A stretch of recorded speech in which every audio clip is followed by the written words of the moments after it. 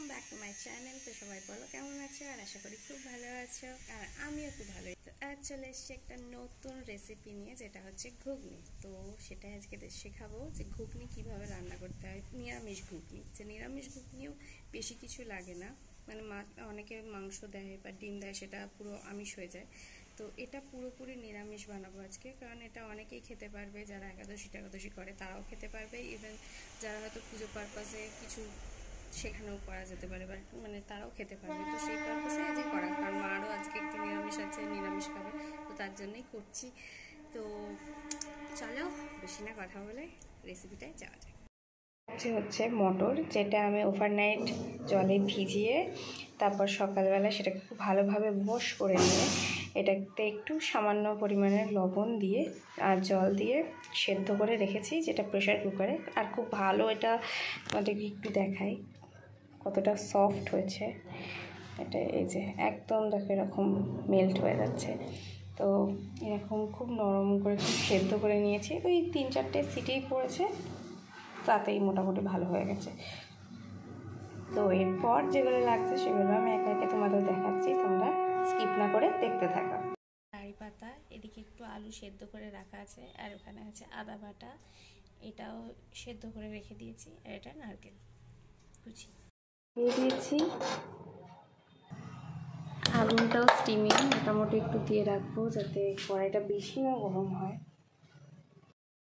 এরপর এর মধ্যে একটু তেল দেবো, কড়াইটা যাতে একটু গরম হয়ে যাওয়ার পরে। তো কড়াইটা গরম হয়ে গেছে, এরপর তেল দেবো।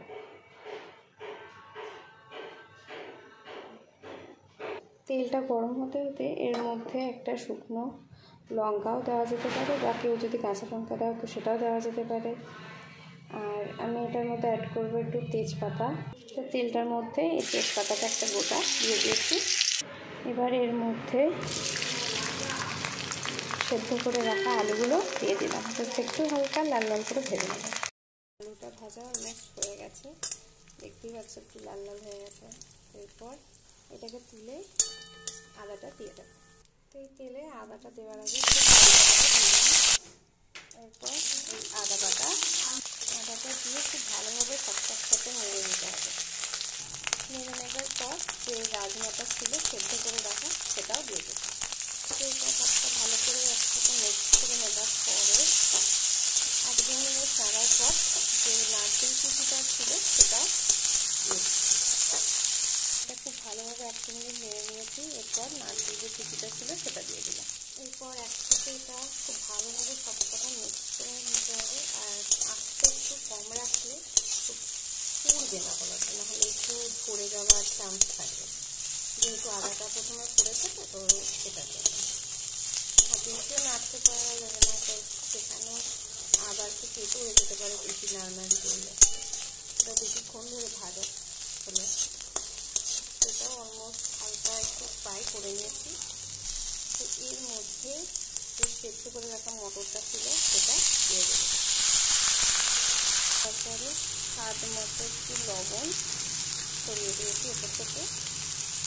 তো এটা সবটার সাথে ভালো করে মিক্স করে নিয়েছি। আর এদিকে আরেকজন আমার সামনে করছে, দেখাই তোমাদেরকে। এই যে দেখো আমি এখানে রান্না করছি, আর এক খেতে চলে আসছে আমার কাছে। তুমি কি করবে? তুমি খাবে? হ্যাঁ, তুমি স্মেল করতে করতে চলে এসছো। এই যে তুমি ঠিক বুঝতে পেরেছো আমি এখানে রান্না করছি। শোনা শোনা, যাও এটা হয়ে যাক, আমি তোমাকে দেবো, ডেফিনেটলি আমি তোমাকে দেবো, একটু ঘুগনি দেবো। এর মধ্যে একটু সামান্য হলুদ দিয়ে দেবো।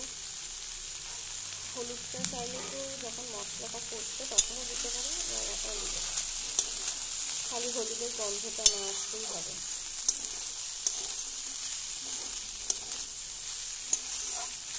সবটা ভালো করে দেখো, খুব ভালোভাবে মিক্স করে নিয়েছি। আর একজনের দিকে দেখো কেমন তাকিয়ে আছে আমার দিকে। কি নেবে তুমি? তুমি কি নেবে? এরপর এর মধ্যে ভেজে রাখা আলুটাও দিয়ে দেবো, সবটাই দিয়ে দিয়েছি। আর এদিকে আরেকজনের তস একদমই এনার তস হয়েছে না, বারবার করে চলে আসছে। আমি যতবার একে এগিয়ে দিচ্ছি ওইদিকে। তুমি ওদিকে যাও, এখানে কি আছে? কি করবে তুমি? আমার রান্নাটা হয়নি তো, হোক, আমি তোমাকে ঠিক দেবো। যাও ওদিকে বসো, ওইখানে বসো। বাবা রে, টেনে টেনে সরাতে হয়। আবার চলে আসবে এখানে। তো এটা খুব ভালোভাবে নেড়ে নেবার পর এর মধ্যে 1 গ্লাস মতো জল দিয়ে দেবো। তো এর মধ্যে জল দিয়ে দিচ্ছি 1 গ্লাস মতো পুরো। সবটা একসাথে ভালো করে মিক্স করে নিয়ে ঢাকা দিয়ে জাস্ট 10 মিনিট মতো ফুটতে দেবো। অলমোস্ট ফুটছে।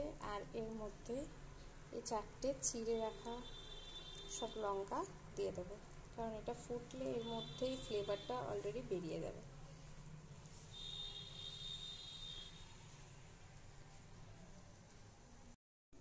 ঢাকা দিয়ে দেবো। অলমোস্ট হয়ে গেছে। তো এর মধ্যে একটু সামান্য ঘি অ্যাড করে দেবো। তো সেটা খুব ভালো করে মিক্স করে নিয়েছি।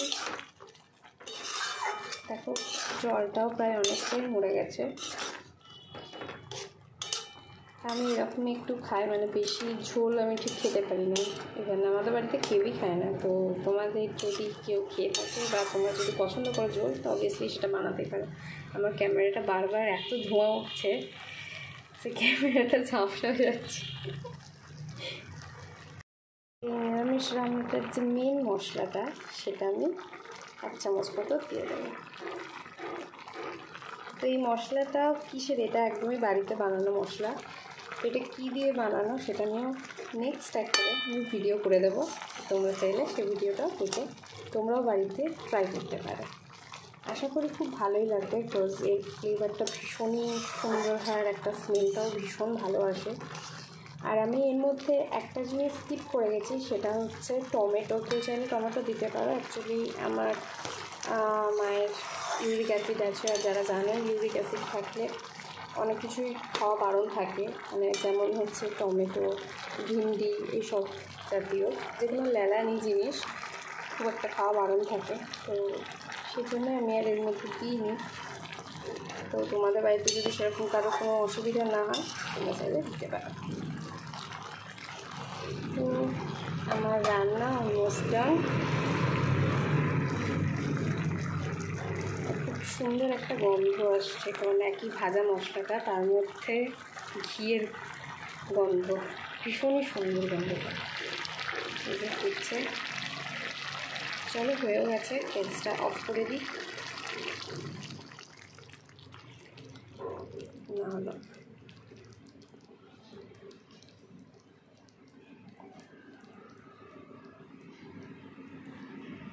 কতটা সুন্দর লাগছে দেখো দেখতে। তো আমার রান্নাটা এখানেই আছে, শেষ করছি ভিডিওটা এইটুকুনি। তো চাইলে তোমরা বাড়িতে ট্রাই করে দেখতে পারো। এরকম নতুন নতুন রান্না আরও পাওয়ার জন্য আমার চ্যানেলটা অবভিয়াসলি সাবস্ক্রাইব করে রাখবে, বেল আইকনটা অন করে রাখবে, যাতে যে কোনো ভিডিও যখনই দিই সেটা সঙ্গে সঙ্গে তোমাদের কাছে পৌঁছে যায়। আর ভালো লাগলে একটা লাইক করে দিও, কমেন্ট করো আর শেয়ার করো। চলো দেখা হচ্ছে আবার নেক্সট কোনো ভিডিওতে। ততক্ষণের জন্য সবাই ভালো থেকো, সুস্থ থেকো, বাই।